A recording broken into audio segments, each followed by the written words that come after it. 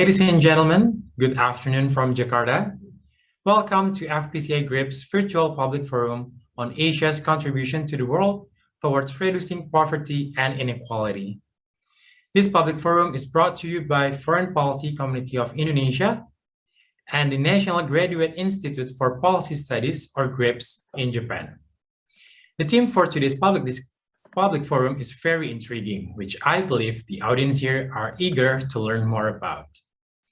Ladies and gentlemen, we would also like to inform you that we provide translation or interpretation feature from English to Japanese. So for participants who want to listen to Japanese audio throughout the session, you can click the interpretation button on the bottom right of the screen, select Japanese, and then mute the original audio. For those who are tuning in to our YouTube channel, we also have two links, one for the original audio and one for the Japanese audio. You can find those links on your registered email. And now, without further ado, to start our session today, we would like to invite Dr. Dino Patijalal, the founder and chairman of Foreign Policy Community of Indonesia, to open the discussion. Dr. Dino, you may take over. Well, thank you, Ray, and I want to thank all the speakers, Indonesian, Japanese speakers who are joining our discussion today, and also thank all the participants of this FPCI GRIPS public forum. And by the way, this is the last of FPCI GRIPS public forum. And I want to really say thank you to GRIPS for this very excellent cooperation that they have provided. Yeah. And hopefully this is something that we will continue, but we are under discussions on this. But I hope everyone who has enjoyed the program will continue to be part of our group. Yeah, I just want to make one point that is in my life experience, I feel like a line breaker. Yeah, and what does that mean? What that means is the generation of my grandfather lived in a straight line for many generations and many centuries. They lived the same life with the same income, with the same resources. They live in the same house. They live in the same village, and their income and skill and place in society did not change for many generations. And for centuries, as I have said. And then something happened in the 1940s or so. My father got education. He got his degree, a high school degree, and then he went to Jakarta. He got his bachelor's degree, and then he became a diplomat. And that was the first time the line broke. The line was no longer flat, but it broke, it went upward. My father's income changed, his mobility changed, he became an ambassador. And because of that, my life changed also. So my father was the first line breaker, and I kept breaking that line because my mobility went upward, social and economic mobility. And why I mention this is because in my view, the real revolution in Indonesia is the revolution of the line breakers. Not just my family, but millions of people broke the flat lines of static socioeconomic mobility that had gone on for centuries, right? And I think this is true for much of Asia as well. You see a lot of socioeconomic mobility of people changing in Philippines, in Malaysia, in Singapore, in Thailand, in Vietnam, in China, in India, you name it. This is a middle class revolution. It's a silent revolution. It's taken over a long time, and it's going to continue to unveil, to develop. And this is why I am very excited about the future of Asia, because no matter what the political developments that will take place and strategic shifts, I think the revolution of line breakers, people who break the lines of static mobility, will continue, will multiply, in different ways, in different places. But I think the trend will be upwards, right? And this is why I'm very excited about today's discussion. We are going to discuss the issue of how Asia is tackling poverty and inequality. We have great speakers on both the Indonesian and Japanese side, and I would really love to hear their projections and their analysis on how Asia will continue to beat poverty and hopefully inequality for this generation and for the next ones. Yeah, thank you very much, and I hope we all have a great discussions and see you again soon. Thank you, Dr. Gino, for your remarks. And next, we will listen to remarks from Ambassador Yuta Kaimura, who is the former ambassador of Japan to Indonesia and also senior fellow visiting professor at National Graduate Institute for Policy Studies. So please let me invite Ambassador Yuta Kaimura. Well, thank you very much. Do you hear me? Yes. Yes, okay. Thank you very much, Dino-san. Thank you very much, all the speakers attending this session, and excellencies, distinguished guests, ladies and gentlemen. Today, let me start with something somewhat private, as Dino-san also talks about his private background. But actually, Dino-san and I met about 20 years ago when Ambassador Dino was advisor to the President of the Republic of Indonesia, Susilo Bambang Yudhoyono, and when I was ambassador to Indonesia. That was early 2000. We had frequent contacts at that time, and we always discussed about Japan-Indonesia relationship, the future of Asia, how to strengthen ASEAN, what Japan can do. You know, we really talked about how to strengthen Indonesia-Japan relationship.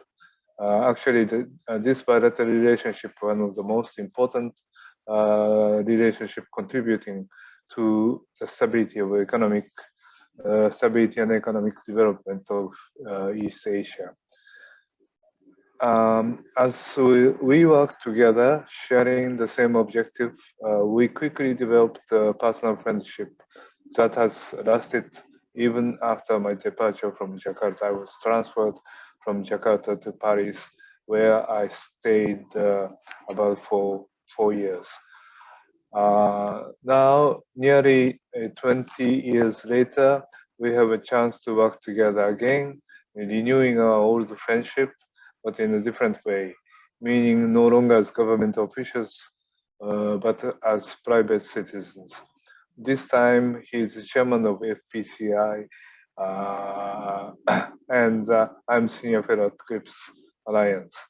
The purpose of our joint endeavor remains the same as 2 decades ago, which is to deepen the mutual understanding between ASEAN countries and Japan regarding our thoughts and policies, particularly by providing people with occasions to hear directly from high-level policy makers and eminent scholars. I sincerely hope that we will continue at this public forum and eventually to be followed by projects of different type as well. We have already had several sessions in the form of public forum on a variety of topics, including cooperation in the Indo-Pacific, future of Asia, and climate change. As I said, we intend to continue to work together as the world faces historic challenges worldwide. Maybe I don't have to remind you of what these challenges are. To cite some, Nevertheless, US-China geopolitical and economic competition, climate change, pandemic, inequality and poverty. Now we are witnessing the invasion of Ukraine by Russia, provoking the most serious security crisis since the end of the Cold War. I believe Russia undermines the very foundation of the international order based on the rule of law by trying to change unilaterally national borders by using force. Excuse me. East Asia has been experiencing in the past decades what people often call the economic miracle. And some are saying that 21st century will be Asia's century.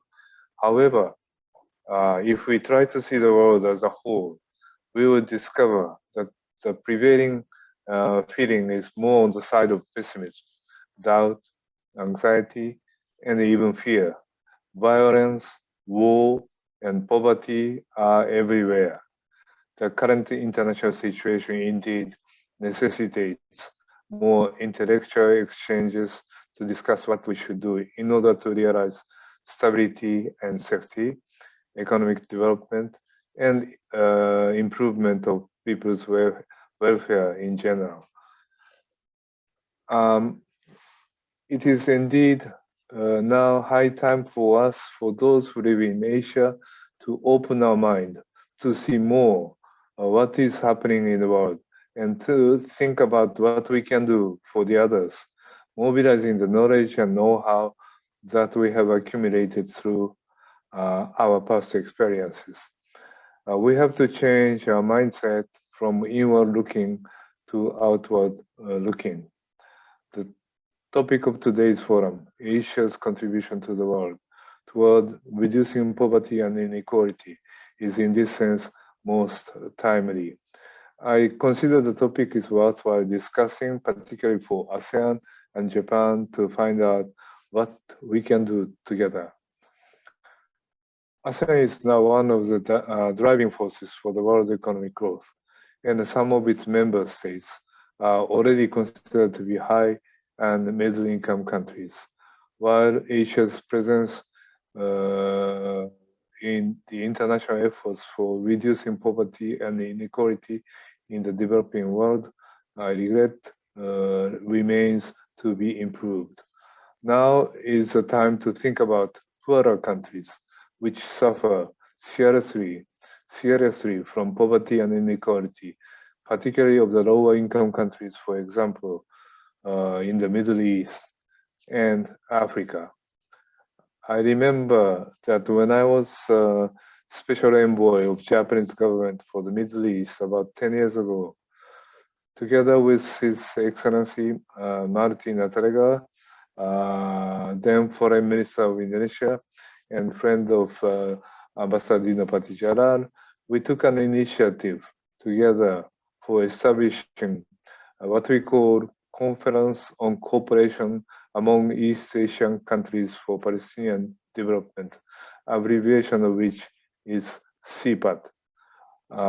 It was an important attempt, economically as well as politically, in the sense that Asian countries have shown their willingness to conduct collective efforts aiming at the two-state solution and economic development of Palestine, particularly by linking Indonesia with the largest Muslim population in the world, and Japan, one of the largest donors of the development assistance. I just mentioned an example of the Asia's collective contribution to the international development. I truly hope that today's discussion will deepen our knowledge about the current situation in terms of poverty.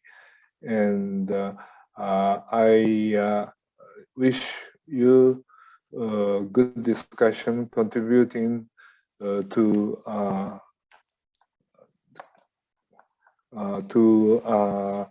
hopefully to have a concrete outcome regarding what we can do together. Have a good discussion, and thank you very much. Yes, thank you so much, Ambassador. So now, ladies and gentlemen, we will proceed to the discussion on Asia's contribution to the world towards reducing poverty and inequality. We have been joined by more than 300 and counting participants in the Zoom meeting, who I'm sure are waiting for the session to begin. But first, I would like to welcome our speakers today. We have Dr. Yasuyuki Sawada, the professor at Faculty of Economics at the University of Tokyo. Welcome. Next, we have Dr. Fifi Yulaswati, the expert staff on social affairs and poverty reduction at the Ministry of National Development Planning of Indonesia. Welcome, Dr. Fifi. Good afternoon, everybody. Next, we have Professor Izumi Ono, the professor at National Graduate Institute for Policy Studies. Welcome, Professor. And last but not least, we have Dr. Fifi Alatas, the former chief economist of the World Bank Indonesia. Welcome, Dr. Fifi. Thank you. Slight correction, I'm not former chief, but former lead economist. Former lead economist. Thank you. All right, now to begin the session, we would also like to invite our moderator today, Dr. Maxentius Trisambodo, the researcher at National Research and Innovation Agency of Indonesia. Dr. Max, the floor is yours. Okay, thank you, Ray, for introductions, and I would like to thank you to Dr. Dino Patijalal and also Ambassador Yutaka Limura for very insightful welcome remark. Yeah, I think today we have very good topic of discussion. This is very timely with our situation now when we are dealing with reducing poverty and also inequality, income inequality. And as economists, we believe that economic growth is always good for the poor. However, rising inequality will reduce the power economic growth in reducing poverty in the long term. So, and yeah, back to the experience of Asia, we already have a good books that published by the World Bank on the East Asian miracles, how we are be a model Asia in reducing poverty and also inequality. At the same time, we have a high economic growth. So can the same thing happen now when we are, of course, in the most difficult situations, dealing with pandemic, and also rising on the commodity, energy price and food price. And so we are lucky now because we have distinguished speakers, panelists with the backgrounds in dealing with this issue. I will start the questions to Professor Izumi Ono. The question is discussing about poverty and equality, Professor. I think our attention focused on SDGs, Sustainable Development Goals, that the target have been set in 2015, and it will end by 2030. That is almost.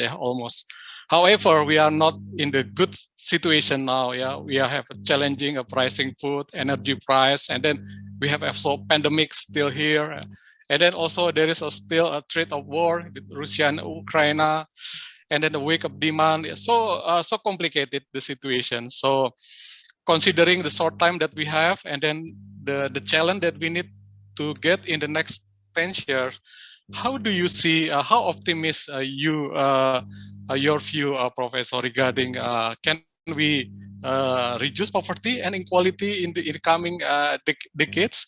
I would like to have your view about this, Professor. Please, Professor. Thank you, Max. And also thank you very much for the Dr. Dino Jalal and also Ambassador Imura for excellent opportunities.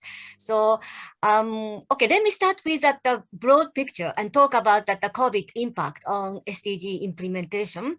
Since we have an excellent panel today for the expert on Asia and also poverty and inequality in these regions. I feel like it is really a pity that the COVID pandemic outbreak took place in 2020 when the world reconfirmed the importance of the last 10 years leading to 2030. as a decade of action for SDG. And as you know, this COVID is not just a health crisis. It is a very much profound socio-economic crisis since the maybe Great Depression. So we felt like a lot of economic contraction very severely, and also we continue to feel like recovery is very slow and uneven in the among the country and also between the countries. And moreover, as we are witnessing today, the current world situation is so much uncertain, and then this Ukraine crisis will have a maybe serious implication on the economy in a global scale, including possible inflation, energy price hike, financial economic transaction disruption, etc. And according to the, maybe let me quote some of the 3 reports which talk about the impact of COVID. Number 1 is at the World Bank report 2020 of the reversal of the fortunes. It says that the world was making on a progress until 2019 in reduced global poverty, but because of the COVID, the additional 100 million people went into the extreme poverty, reversing the global trend of poverty reduction for the first time over the past 20 years. Another report, this is the ILO report on employment. They also say that because of the loss of the employment was very serious because of the social distancing and the disruption of the production. So equivalent to 255 million full-time jobs were lost even for just 2020. Also, IMF is warning and inequality is rising. Gini coefficient is increasing. Maybe 6% by the COVID in the emerging and the developing countries. And then we have a lot of concern about how developing countries is going to fare. And then we also feel like that the maybe speed and also coverage of vaccination affect a lot on the speed of recovery. So there are lots of uneven access to the vaccine among the region, among the countries, and also within the countries. So I think this is applied to Asia. And I think more specific will be maybe we can get from the information from the other excellent speakers. And then regarding the current situation, I have to say it's a very much tragic situation. This is war. So I think we have to think about how the world is going to be, and then thinking about its and the consequences. So energy price hike, as I said, maybe refugees, disruption of various activities. So I have to say, responding to the Max questions, I'm not optimistic about the achievement of SDG by 2013. However, nevertheless, this doesn't mean that we should give up making a progress and effort of SDG implementation. I think SDG should serve as a compass for building back better or even building forward better the recovery. This forces us even more strongly to think about to be creative and also innovative, including using a technology or digitalization to achieve those SDG goals. For example, we may have an energy price hike due to the maybe shortage of natural gas or oil supplies. But we have to think about, this should be think about the opportunity to accelerate the shift to green and clean energies. So we faced the serious shock in the 1970s too, the oil shock. But this was a time everybody tried to make a hard effort to diversify the energy sources and also start renewable energies and also try to improve energy saving and efficiency in production processes. So I think it's really important we should keep making effort, and then because SDG goals are interrelated. So we have to think about imaginative and creative, and by using maybe technology, how we can tackle these challenges in an effective way. This is what I just did say in the beginning. Thank you. Okay, thank you, Professor Izumi. A very interesting view. Yeah, following this is not a good, difficult situation that you mentioned. Yeah, but you advise several strategy that can be expanded, yeah, to solve the situation. Okay, I will move to Dr. Vivi Alatas. Dr. Vivi, regarding your experiences, yeah, as a chief economist, dealing with several issues regarding targeting the poor and vulnerable households, making poverty work for Indonesia, for example, and Indonesia rising divided. following the case of Indonesia, and actually, how do you see the current situation in dealing with affiliating poverty and income inequality? How do you think about this one? Please, Dr. VP. So this is regarding the SDGs overall. Yes. I think similar. I would love to be more optimistic, but it seems based on the data and report, not only from the UN SDG report, but also UN ESCAPE report looking at Asia and Pacific, looking at the data in Indonesia, not many goals can be met. Although progress had been made previously on some SDGs, such as reducing poverty and improving maternal and child health, due to pandemic, we are in danger of not achieving the goals by 2030. In other areas, such as reducing inequality and tackling hunger, progress had either stalled or reversed. Of course, some countries, for example, China, even like on specific target number 1, international poverty, 1.9 US dollar PPP, some countries still on track. And I believe probably Indonesia will still be on track. Currently, the number is around 2.6%. Hopefully within the next 8 years, we will still be able. But overall, if you look at the UN SDG report, indicated some bleak news. COVID-19 has led to an increase in extreme poverty for the first time in generation. The global poverty rate is projected to be 7% in 2030. The pandemic has halted or reversed progress in health and shortened life expectancy. And also, we see women face increased domestic violence. Child marriage is projected to rise after a decline in recent years. And unpaid and underpaid care work is increasingly and disproportionately falling on the shoulders of women and girls. So COVID has caused a significant setback in the educational progress of children, as we see all over the world. Over the past 20 years, there is a lot of progress, but COVID actually make this progress like reverse. The pandemic also has increased health inequalities between different age groups and also between high income and low income countries. WHO data indicated in North America, 65 out of every 100 people has been vaccinated. If we look in Africa, less than 10% out of every 100 people has been vaccinated. Of course, the loss of the jobs, which is like estimated about 4 times the number of loss during the global financial crisis, is another things that we need to take into consideration. But although the outlook is bleak, we should not lose hope. Many countries are expected to return to pre-pandemic levels of growth by 2022 or 2023. And the other thing, the crisis also showed the resilience of communities, the hard work of essential workers in many fields, and the rapid expansion of social protection. It is also accelerated digital transformation. McKinsey survey finds that the responses to COVID-19 have sped up the adoptions of digital technologies by several years. So the lessons that pandemic provide us is that shocks can happen and shocks will happen. And only by working together and preventing it together, we can survive and recover stronger. A successful development agenda requires inclusive partnership. I think a recommitment by government, cities, business, communities, international agencies, and industries to ensure that the recovery benefits everyone is needed more than ever now, Pak Max. Yes, excellent. Thank you very much, Ibu Vivi Alatas. I think you getting more deeper regarding several instruments that we can apply in dealing with the hard situation. But don't lose hope. We still have a lot of strategy that we can promote.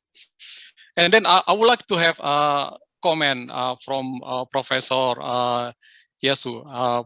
Professor, following your experience for several years as the economist of the Asian Development Bank, and also Director General of Economic Research and Regional Cooperation Departments, actually, how optimistic do you see such cooperations in dealing with affiliates in poverty and income inequality at the ASEAN levels? Please, Professor. Thank you. Thank you very much, Max. And thank you very much for Dr. Dino, Ambassador Imura, and FCPI for having me at this very high-level, exciting panel today. So as Max kindly introduced me, I was the chief economist of ADB up until August last year. And after the outbreak of a pandemic, we crunched lots of numbers. What's the likely impact on poverty, inequality, and different sector, et cetera, and employment impact, trade, supply chain. And according to one of our studies, after outbreak of pandemic, 70 or 80 additional million people falling below the international poverty line, $1.9 per person per day. So in that sense, I have been a little bit pessimistic, but I feel right now I'm both optimistic and pessimistic. So from the optimistic side first, technically, we know now a lot how to tackle these issues, these challenges in order to achieve SDGs. As you may recall, 2019 Nobel Economics Prize given to Professor Banerjee, Duflo, and also Professor Kremer. Last year, Nobel Prize was given to 3 professors. Basically, experimental approach and field experimental approach to tackle poverty and also evidence-based policy. So now we know a lot. So in that sense, I'm a bit optimistic. In number one goal of SDG, end poverty. On that respect, there are lots of micro evidence showing that what kind of policies or policy instruments government can adopt. Conditional cash transfers program almost penetrated almost all the government around the globe, and also other poverty targeting programs using innovative data, high frequency satellite imagery, poverty map, real-time poverty map is almost constructed in different countries. And also even these standard or validated poverty instruments infeasible, universal basic income, so-called ultra universal basic income can be adapted and implemented without too much budgetary pressure. So again, use of timely and granular data for policy, evidence-based policy making, or policy-based evidence making, if I borrow a term of Professor John List. So in this respect, I have been very, very optimistic. But having said this, on the pessimistic side, I'd like to share one slide. Actually, achieving SDG is quite costly. So this is a slide I'd like to share. So, meeting funding requirement to achieve SDG is quite challenging. This is the numbers made by UNSCAP just before COVID-19, year 2019. And basically, in order to achieve all the goals of SDGs in Asian Pacific region, which requires 1.5 trillion US dollars or 4% of regional GDP annually to achieve SDG goals by year 2030. Again, this estimate is made before COVID-19. So I think this can be treated as a lower bound requirement to achieve SDGs. Not to mention, with government revenue declining and the fiscal space really narrowing down due to a pandemic, I think this meeting demand is quite challenging. So in this respect, I think one important point is to how to bring in private capital, and private capital needs to play a quite important role filling this investment gap in green and social investment and green and social recovery. And in ASEAN 3, China, indeed, according to data, we see a surge in a green and social market. And China is leading a green bond, and Korea and Japan is really expanding social and sustainability bond market. However, the total amount, if I remember the latest figure, ASEAN plus 3 green and social bond markets is as large as 400 billion US dollars only. So how to meet this huge requirement is still a big challenge. In that respect, I can be a little bit pessimistic, but cautiously optimistic. And everyone around the globe is now looking at ESG investments. So again, I think I'm right now standing here cautiously optimistic. Thank you. Okay, thank you, Professor Yasuya, for raising several channeling, especially in looking the financing gap that we need to solve together. And I would like to have an opinion also from Dr. Vivi Yulaswati.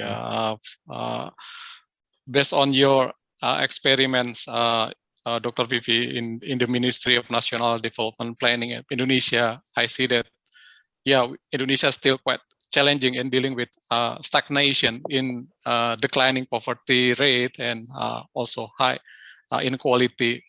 Actually, how do you see that we can solve this based on your experience in exercising such a policy, Bu Vivi? Please, Bu Vivi. Thank you very much, Pa Max. I'll try to complement other opinion that have been delivered earlier by sharing some slides.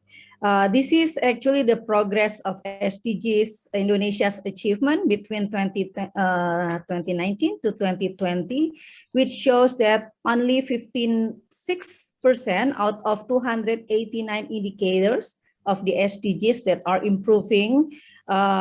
So we have stagnate around 19% of the indicators that are declining or worsen due to the COVID pandemic. And of course, because some survey has been delayed, as well as some data sources that are not available on the 2020, still there are 25% that we couldn't measure on the progress of the SDGs performance. So indeed that the pandemic COVID has disrupted some SDGs indicators or targets of SDGs Indonesia at the social, economic, and environment, as well as on the governance or law pillars. Like have been said, that the lockdown has reduced the opportunity for the income, as well as lost job, and actually some of the delay in services have some impact on the worsening status of the wasting as well as the stunting in some areas, and also distance learning have impacted to the quality of our children's in terms of learning loss in PISA scores. So if I zoom into one of the targets, which is on the poverty, indeed that Indonesia's poverty have been impacted, but by September 21, data is already get back on track to the previous before the pandemic, both on the poverty rate as well as on the extreme poverty. On the Gini ratio, we could see here the difference between the urban and rural, and we see that the urban have impacted most. On the right-hand side, you could see the growth incidence curve by decile, which shows that actually not only the poor, but also the middle income have hurt most by the pandemic. Many of them, particularly in urban, working as a formal sectors, they lost job and couldn't find the job up until now. But on the in the rural, they also impacted mostly indirect due to the implication from the lockdown and also the volatility of the price of the commodity. But I think Vivi already mentioned earlier on the social capital. We could see that the impact on the Gini ratio on the in rural area is better than in urban areas. To answer your question, yes, we have optimistic. Oh, sorry, this is actually more on the global figures, in which that in a global we have, I mean, yeah, the extreme poverty is increasing, but in Asia is better off than in sub-Saharan Africa. And at the left-hand side, we could see the change in employment due to the COVID cases, in which along the line that there is an increased unemployment due to the COVID. And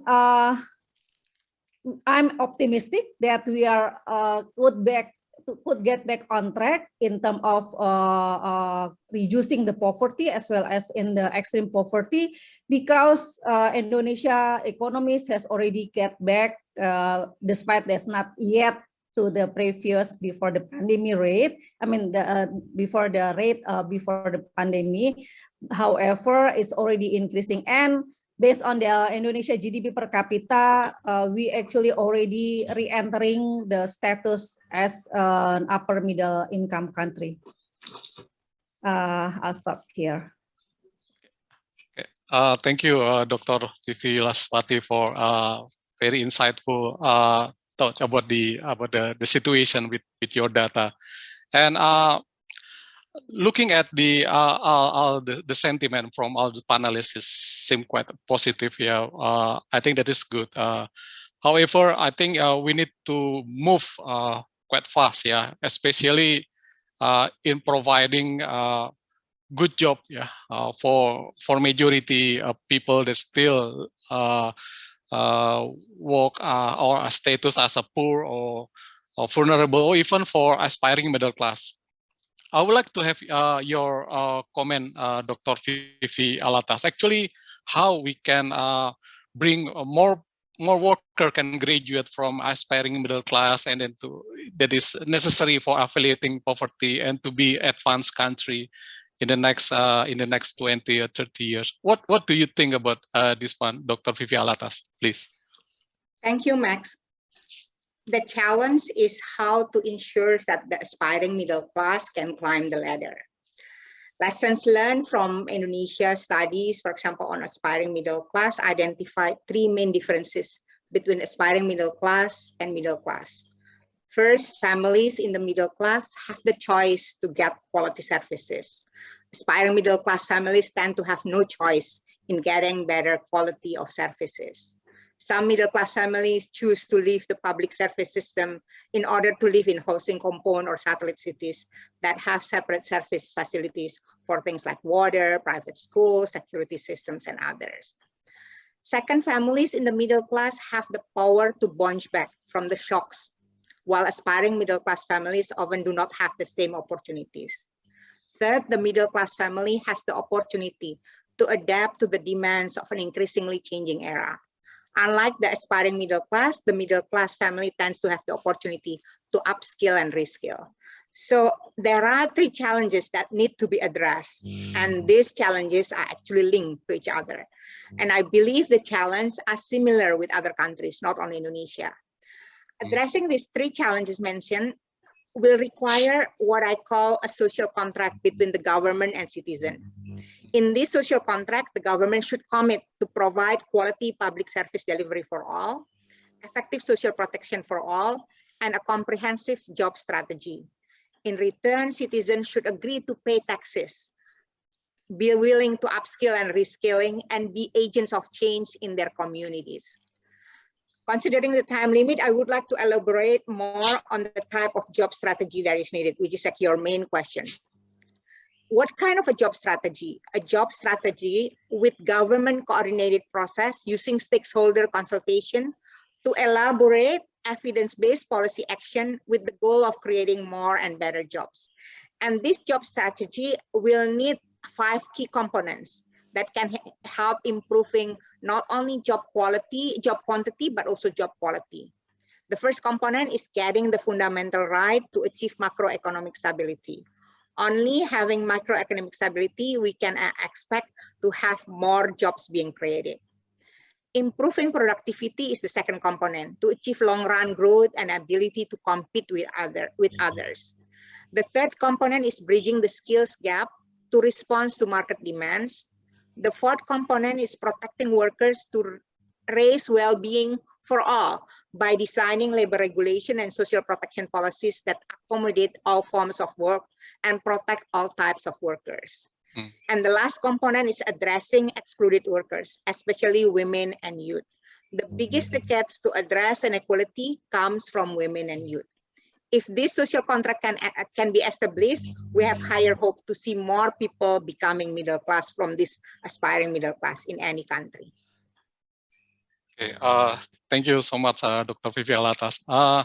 I would like to have more elaboration from Professor Izumi Ono regarding on the possible South-South cooperations in creating a good job for many Asians workforce, and then how do you see by using South-South cooperation we can enhance a good quality of job for majority of the peoples?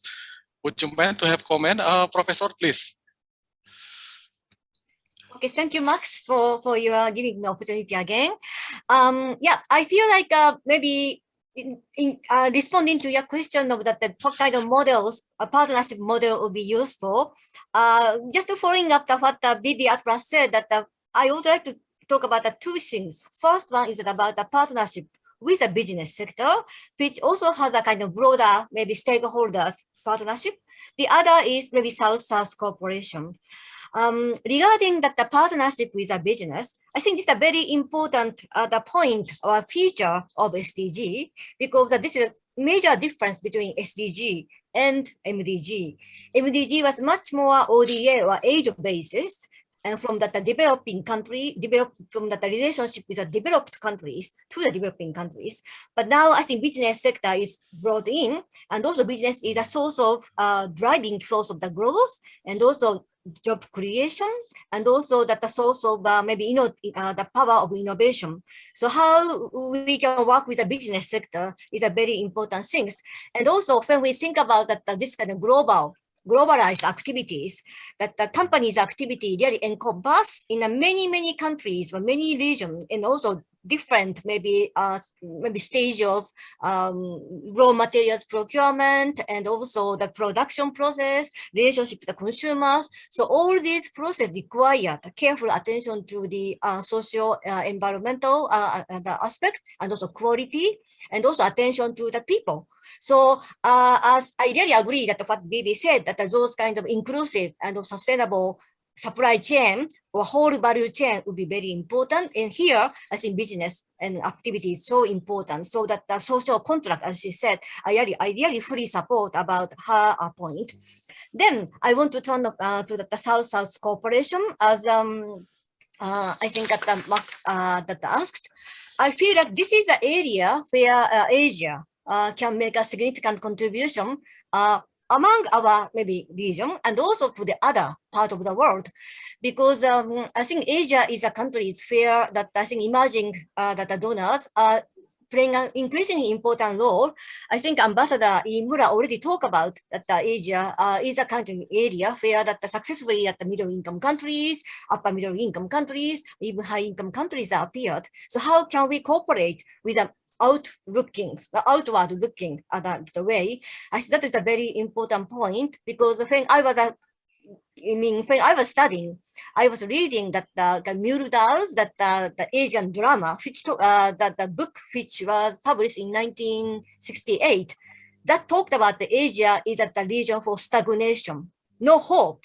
But I think Asian experience really show that the catch-up is possible, transformation is possible.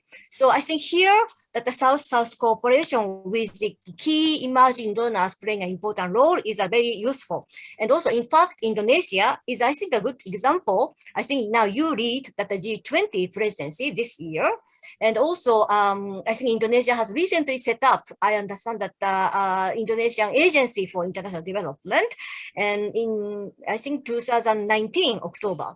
So although you have been playing a key role in South-South cooperation for decades, like Thailand and Malaysia, of course, that Korea, that China, Singapore, India, they do have also organizations which are in charge of the development cooperation by extending South-South cooperation. So I really feel that we should take advantage of these opportunities. Why? I think there are two reasons. First is about that I think that those countries have a dual experiences of receiving aid and also becoming a donors. So in that way, they can maybe provide diverse perspective of development, maybe beyond that what traditional donors can do. Such a diverse perspective is so important in sharing that maybe thinking about the development strategy, because each country is so different. And second, I think that these countries can also share the experience of learning, how they learned from abroad, how you internalize to your own context, and also how you adapt it, and then you scale up. So I think this experience would be very much useful. And I think Indonesia has maybe JICA, Japan has been collaborating with Indonesia with a nice way through tripartite cooperation. And like maternal child health handbook is a very good example. And then Indonesia learned it from Japan in, I think, early 1990, and then it scaled up by your own initiative. And then it is a national system by now. And now Indonesia is sharing that experiences for the MCH handbook with other countries like Afghanistan, Palestine, or other Asian countries. So with partnership with Japan. So I think these kind of experiences, sharing how emerging donors have maybe developed by learning by your own initiative, adapted, and then spreading, I think those things would be useful. Like Malaysia, Thailand has excellent maybe experience of FDI-led the industrial development. So how to match with the foreign company, with domestic companies, and then scaling up, and also supporting industry development, industrial development strategies. Those are the areas I think each country can share their own the experiences. So this is, I think that maybe these two maybe model, like partnership with a business, with attention to the broader stakeholder engagement, and also South-South cooperation would be a very useful way to think about. Thank you. Thank you, Professor, for very insightful comments. And I would like to have opinions from Professor Yesu. I think you mentioned before about the importance of social security system, and we believe, I think this is one of important pillars in protecting the poor and vulnerable group. Actually, how do you see how the social security system currently work, and then what we need to improve of the system? Do you have any comment on that one, Professor?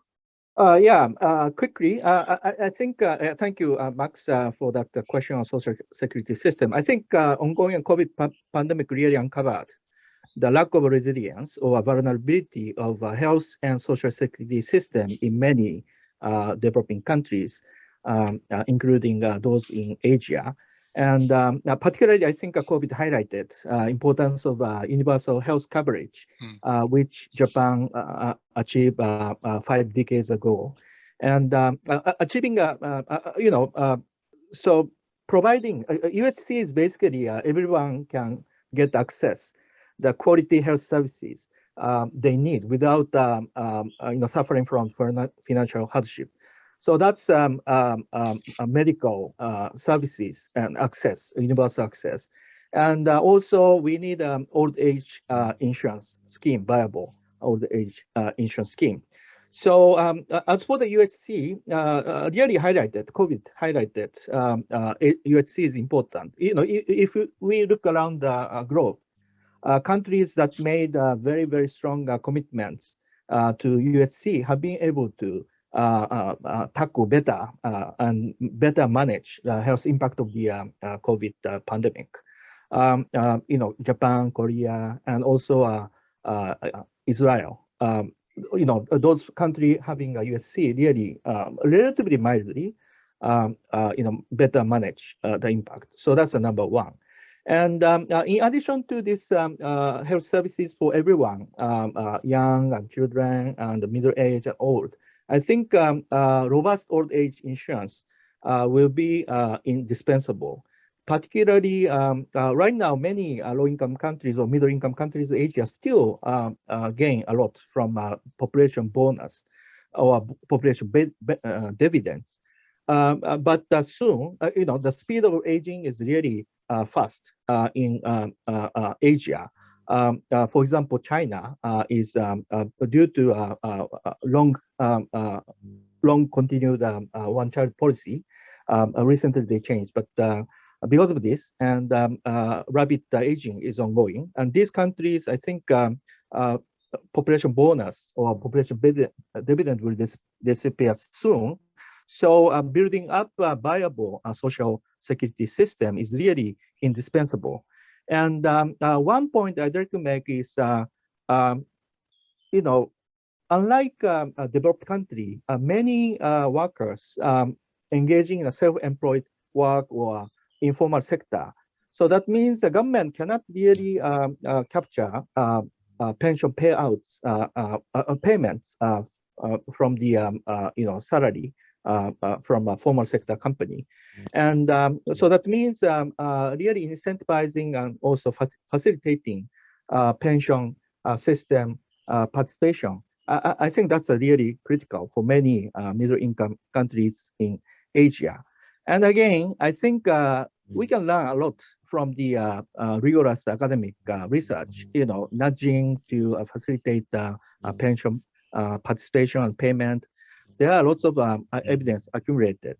So we can selectively and carefully tap this existing knowledge to scale up pension system. And again, looking back, Japanese experience, Japan spent a long time to construct a comprehensive UHC program and also a pension system. It takes time. While many countries, middle-income countries, still gaining from population dividend, I think it's not too late or too early to moving forward and strengthen this viable, sustainable pension system. So I will stop here. Thank you. Okay. Thank you, Professor, for very excellent answer. And I think, there will be the last questions that I will ask to all of you, and I will address the first one to Dr. Vivi Yulaswati. I think, the pandemic has forced many countries to carry out various policy to reduce the impact on the poor and vulnerable group. Actually, based on your experience, what lesson learned we can take from this pandemic, and how we can better prepare in the future if the same thing may be more complicated, more difficult and challenging happens. Do you have any comment, Dr. Vivi Yulaswati, about this one, please? One thing that we could learn is about the resilience of the community or people or household is really important. So in terms of the policy, we also need to adjust the policy. For example, for the social protection, we cannot only rely on the current mechanism in which based on the database that quite fixed. When we want to cover the ones that are in great needs in any chance of shocks. Maybe in the future, the shocks could be greater than we experience today. So in terms of the social protection, we need to make it more adaptive. Adaptive means that we have to cover any shocks or disaster in which actually we don't need to start from the scratch, because we also already experience or developing policy in terms of the disaster reduction, as well as on the mitigate and adapting for the climate change. So how to collaborate or explores synergy between the social protection, climate change adaptation, and the disaster risk reduction. That's one of the agenda that Indonesia and maybe many other countries need to go, starting with improving the database in which could reliable to assess the household risk and the vulnerability of any communities, build more comprehensive social registries, and have or make it as an early warning system, and also reliable to assess for the post-shock need as well. The second building block that we have to develop, learning from the experience, is about coordinations. How the government have a leadership not only at the national but also at the locals in the time of the crisis, and also have a set of comprehensive programs or instruments that can be activated at any time, and also building the institution capacity accordingly. And of course, like Professor Yasu mentions on the financing, for the SDGs, we already calculated before pandemic that the gap is quite huge. Indonesia's financing gap is around, the gap only is around $1 billion US. It means require more innovative financing, because we cannot rely on traditional or conventional financing. So building a framework on in impact for the SDGs, and bring more collaborative works with businesses, NGOs, and the universities would be useful for us to bring not only the people but also the government more adaptive and also resilience for future shocks. Okay, thank you very much, Dr. Vivi Julaspati. I will also to invite Dr. Vivi Alatas. Maybe you have any idea about how we can learn from this pandemic and what we can do better in the future. Please, Dr. Vivi Alatas. There are several lessons that we can learn from pandemic. First, like the importance of having a social security system that can support its citizen with the ability to mitigate and cope with any shocks. We need to examine, each country needs to examine how favorably their security system answers the following 5 questions to ensure that they are ready for whatever crisis that will happen in the future. Does it have the right type of program based on the risk profile of the country? Do beneficiaries receive the right amount and type of benefits? Is it possible to ensure that? Are the benefits reaching the right people? Vivi already mentioned about the importance of targeting. Do people receive benefits at the right time? Do they have the logistics to ensure that it arrives when it is needed most? And are programs implemented in the right way? And does it have systems that are adaptable to unexpected shocks and evolving needs? Those are the ingredients of a good social security system that needed. But the first priority is ensuring that the state or the country is always ready to reach out to the poor and vulnerable families at any time. It emphasized the importance of reaching the vulnerable household at the right time with the right amount of benefit. Should it be targeted or universal? This debate is long and also heated, and we won't have time to cover all the argument from both sides, whether it should be universal or targeted.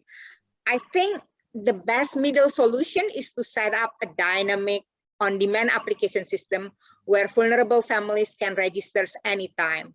It can provide chances to expand coverage while being fiscally more affordable. And technology can help make on-demand application system available at any time by automatically verifying eligibility with other data, such as utilization data, spatial and image data, and combining using, for example, the use of machine learning and deep learning. So this well-executed targeting system is essential. But the goal is not only just to improve for the time being only. There is a need to ensure that this targeting system is continuously maintained. Another lessons learned from COVID is the importance of having a number of appropriate social protection programs that can not only function as safety net, but also become a safety trampoline and form an adaptive social protection system that Vivi already mentioned. COVID also teach us the importance of having the right balance between focus on coping versus preventing, the importance of both addressing inadequate or unequal supply side readiness, especially in countries like Indonesia with more than 18,000 islands, and ensuring crucial behavior changes and compliance. We know that the most important weapon for dealing with COVID is compliance. And this is something that even more difficult than addressing supply side readiness. So the challenges are immense, but there are also reasons for hope. As Vivi already mentioned, we see a lot of community resilience. Okay, excellent. Thank you very much, Dr. Vivi Alatas.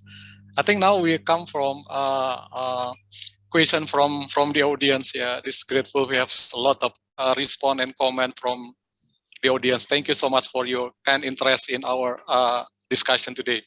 So there's a question. I would like to address this question to Professor Yasu.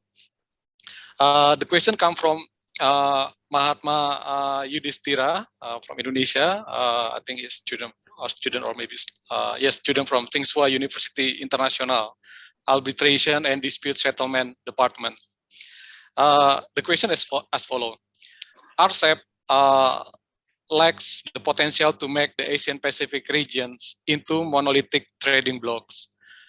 Do you think this will change in the futures? And do you think that change in RCEP will be the first step to create a European Union kind of monolithic bloc in Asian Pacific regions? And what do you think regarding the future of economic integration in the Asian Pacific regions?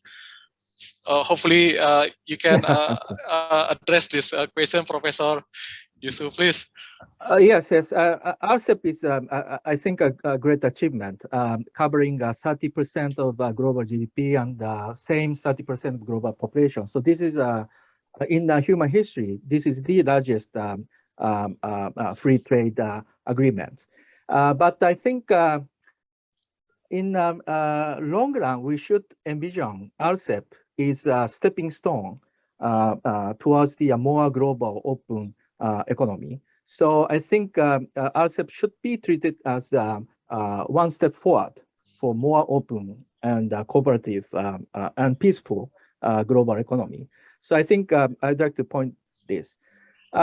Then RCEP, I think there are some skeptical people saying that the RCEP's level of agreement is not as high as CPTPP, Comprehensive and Progressive Trans-Pacific Partnership, in terms of labor standards and environment standards, and also tariff measures. Decreasing tariff is not as high as CPTPP. So there are, I think there are many skeptical opinions over RCEP, but I think we should understand this is the again first really big mega arrangement, creating a consistent and also cohesive trading system in a very large, covering a very large proportion of Asian Pacific.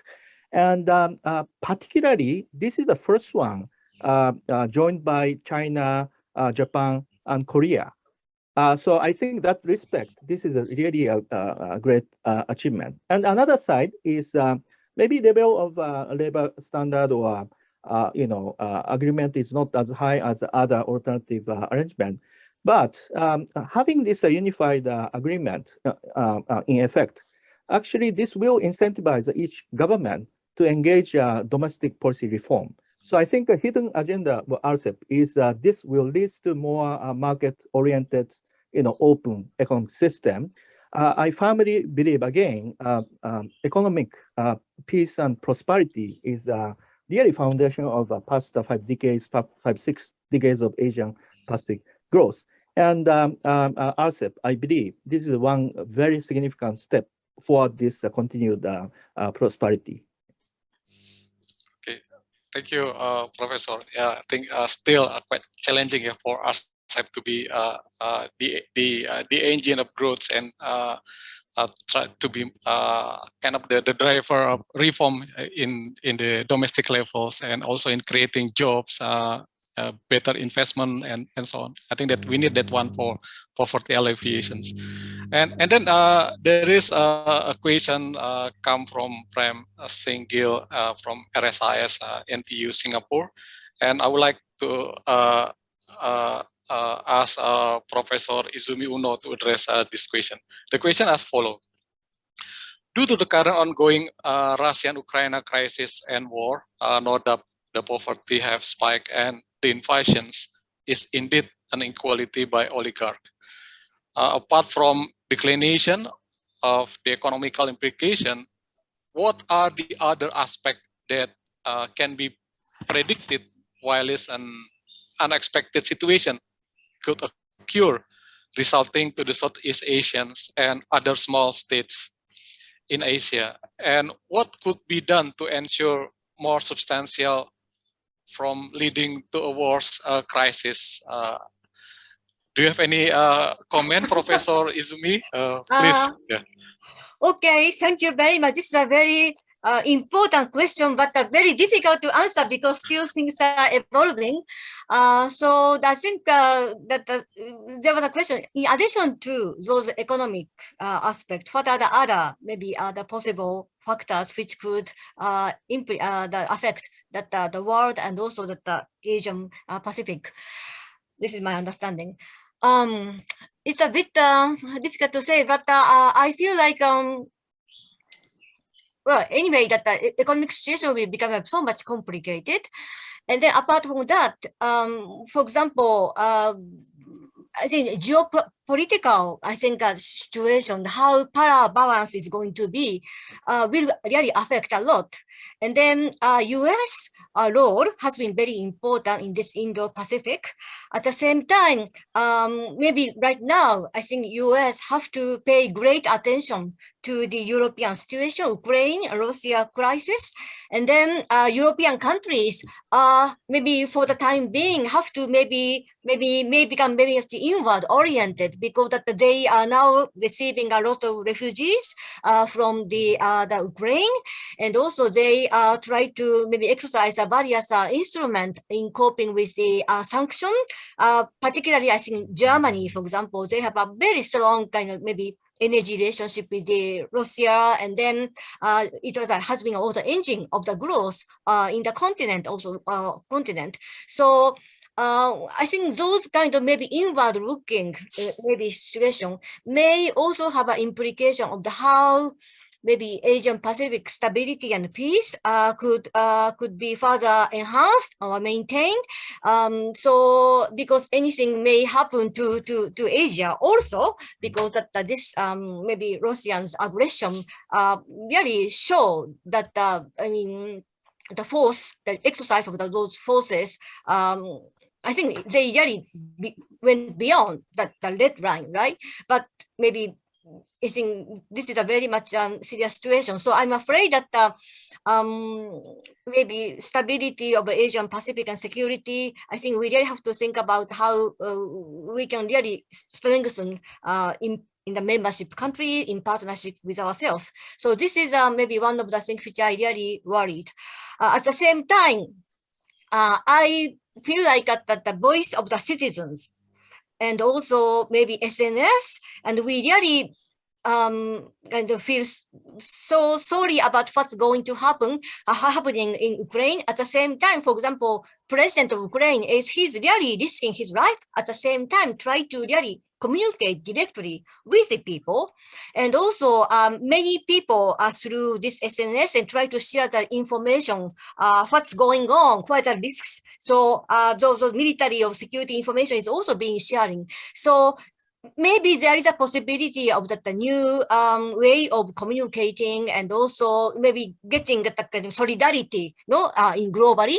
That I think maybe we can also learn from maybe for Asia, and also we can take advantage the good part of those exercises. So maybe it's a difficult question, but that's what I feel like right now. Thank you. Okay, thank you, Professor. There will be one more questions, and I think this question is quite important also. It comes from Satria Dwivianto, and I would like to ask Dr. Vivi Yulaswati to give response on this one. The question as follows. Currently, climate change and the COVID pandemic greatly affect our social resilience. There are fears of the phenomena of massive resignation and layoff due to the scarcity of basic needs that increase the rate of inflation. This is a global challenge. What is your view on these mitigations? Is this the right momentum to remove barrier to trade in food and agriculture commodities? May you give us insight on this? Please, Dr. Vivi, you can have a comment on this question. Please, time is yours. Thank you for the question. As you may a glimpse see that there are around 6 strategies that Indonesia's government prepared to build forward better. First, about the human capital, and then improving the productivity of the economic sectors that would include the SMEs as well as the farming modernizations. On the strategy 3, this is pretty new, and as a follow-up of the COP26, is on the green economy, including in it are the low carbon development, circular economy, the blue economy, as well as the energy transition. And I think I should add one more, Max, from what we learned from COVID about the importance on digital transformations. Is really a must for every country to be prepared for this, and particularly for Indonesia. It needs to go not only Jakarta or Java, but need to go to everywhere for reforming or transforming the digitalizations. There are other strategy is on domestic integrations and a new capital as a new source of growth in order to balance the regional economy. To answer the questions, I think we need like a multiple or of intervention that need to be applied. Yeah, not only on the people, but we need to balancing on the economy or prosperity as well or the environment. So I think in the near future, you'll be frequently or getting to familiarize with the green economy strategy. In the circular economy, for example, which engaging more people in rural areas as well as in the farming. I mean, transforming the farming modernization. It is estimated that we could add up until 600 trillion rupiah for our GDP, and providing around 4.4 million new green job, which around 75% goes to women. And also for a sustainable farming revitalizations, which is more green or more sustainable farming. In terms of the economic values, it will adding up until $2.3 trillion and creating more than 70 million new job or a green job, I would say. So it will add new job as well in the renewable energy. So like Professor Yasu already mentioned, applying the sustainable principle is a game changer that we should have to build forward better, that make the development more inclusive as well as sustainable.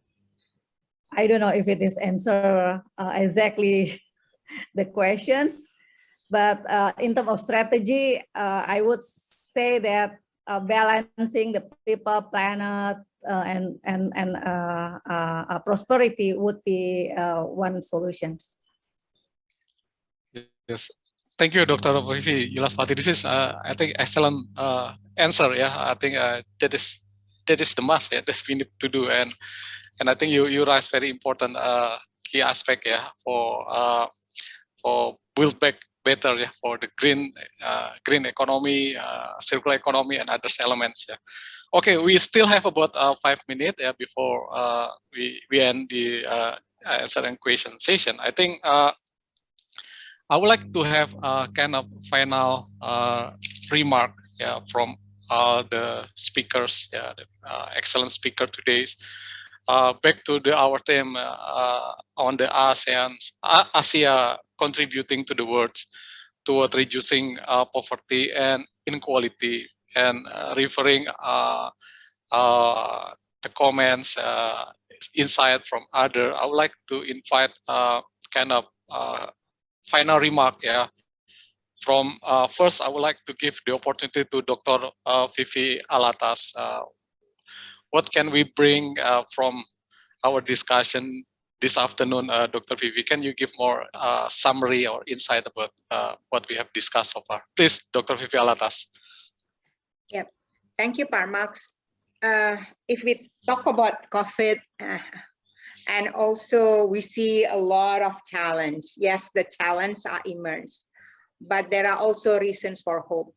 We see a lot of more collaboration within countries. The COVID-19 demonstrated inspiring community resilience. We also see collaboration among countries. There is also more reliance on technology, leapfrog of like some countries in using digitalization, leapfrog in terms of like household being part of the marketplace, for example. But at the same time, we also understand the importance of being prepared for the next round. Like this is, hopefully it is the last one, but like whatever kind of shocks, we need to be prepared. And this is some things that a country needs to learn from each other. Evidence-based policy making is important, really understanding what works and what doesn't. Yes, like setting up SDGs measures is important, but the more important than setting up SDGs goal is like really understanding what works and what doesn't, the how part. And this is the time for us to, as like our mantra for G20, recover stronger and recover better. Wow, okay. Excellent, Dr. Vivi Alatas. That's very, very important remark, yeah, from your view. I think, yeah, that's really, really excellent. And I would like to invite Professor Yasu. Would you mind to give a kind of conclusion remark, Prof? Please, Professor Yasu. Well, one thing I'd like to recap is a point on digital transformation mentioned by Dr. Vivi Yulaswati. And also this is related to Dr. Vivi Alatas' 5 critical points on creating a decent job, and also Professor Ono mentioned about the role of business. So I think a digital is, digitalization of economy is a key to achieve SDG targets. And like today, we already fully utilize new data platform and services.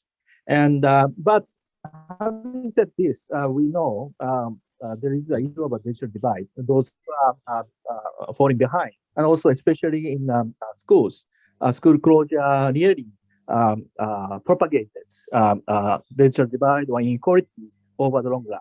So I think digitalization, we have to maximize benefit while minimizing adverse consequences. So with this digitalization as a key, domestically, government should play many role.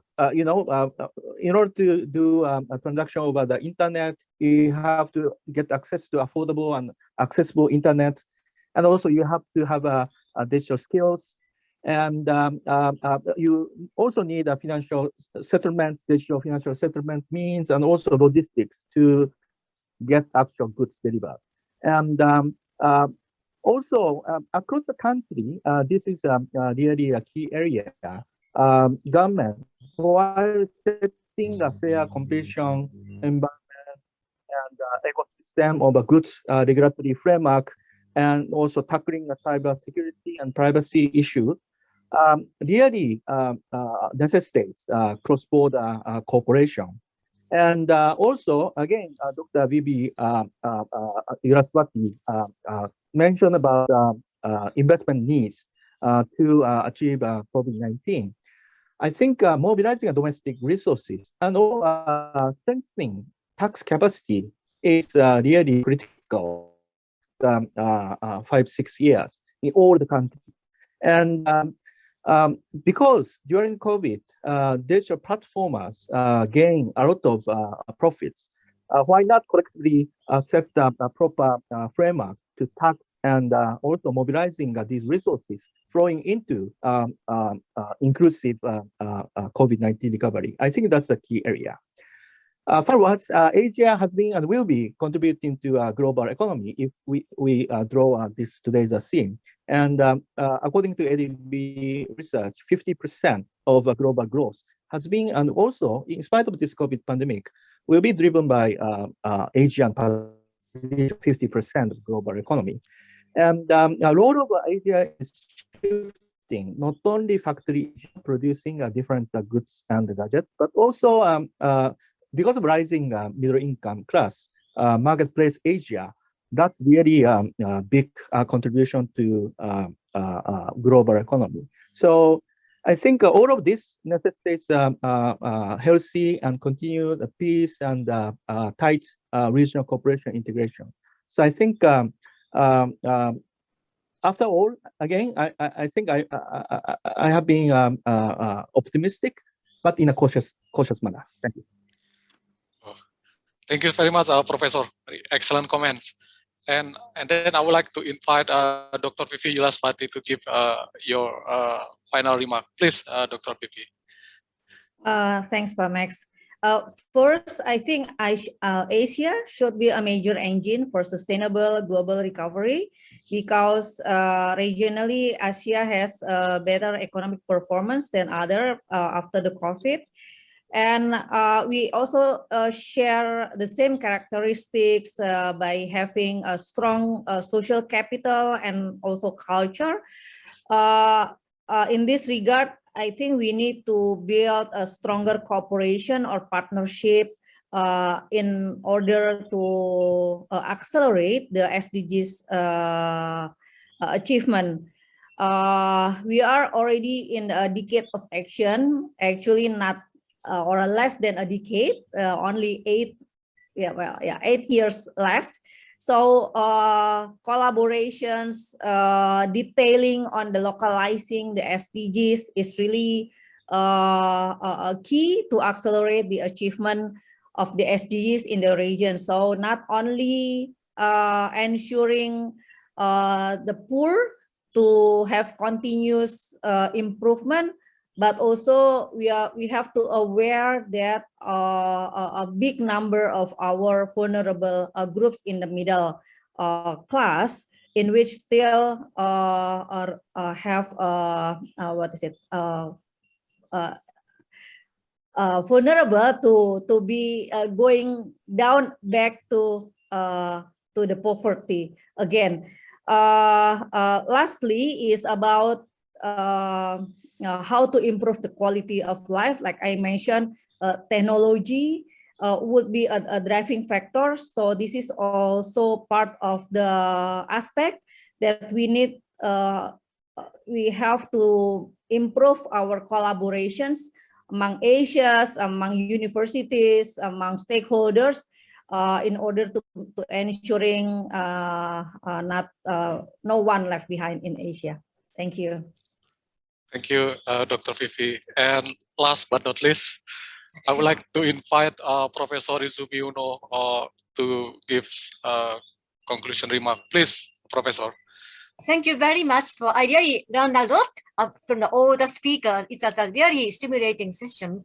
And I have been thinking of what is the takeaway from this, because I am working for the international development. So I have been thinking about what the COVID mean for the international development issues. So I agree all the speakers what they said, but let me ask maybe importance of the role of Asia in maybe creating knowledge sharing platform in Asia among learning each other, and also maybe sharing the experiences with maybe other part of the world. That may be one of the important contribution Asia can do. I feel like COVID gave important lessons that we have to respect for the localized initiative in response, because COVID really is that took place at the same time in all over the world, and then we see how the things are going, and then I think in the particular initial phases before vaccination, I think low-income countries, even compared to like United States, European country, managed to contain COVID quite well, even though they were limited resources, limited technological bases. I think they have a really understanding how they communicate with the citizens, how they work together with maybe some scarce resources. So I think we have to really think about that how important the sharing that the localized knowledge is. So I think COVID means that the implication that maybe knowledge transfer from like a north to south is not necessarily superior, and then no ready-made solutions was available, and we have to emphasize a lot of the localized solution. So I think we have to go beyond the traditional approach of development cooperation, much more learning together. And also Asia is a place with, as I said, that the South-South cooperation, increasing role of emerging donors who have already experienced how to solve the problem by your own way. So I think that accumulating those practical knowledges and then making platform and sharing knowledge each other within Asian countries and also within maybe African countries and other parts of the world would be very, very important. I think that the Professor Sawada said a very good thing that on the optimistic side, we have a lot of maybe evidence or research, maybe result, what is the best, maybe good, maybe the solution for the difficult challenges, the cash transfer, maybe UHC, whatever. But I think, so what work is good, but how to make it implemented, applied to each country, that is, I think, important challenges. So individual countries have experiences, and then maybe Asia can play a role in how you did together is your own initiative. And I think those things will be maybe promoted. So I propose that maybe knowledge sharing platform will be created with the, maybe Japan and also with the emerging donors, including Indonesia, and then we really work together. And that would be a very important signal that we have to be a part of the world, and then apart from whatever the maybe difficulty the world challenges, I think there is a kind of solid network of seriously thinking about solution and then sharing experiences. This is what I think. Thank you very much. Thank you, Professor. One of very interesting point that we need to elaborate and work together regarding the creating knowledge sharing platform. I think this is important.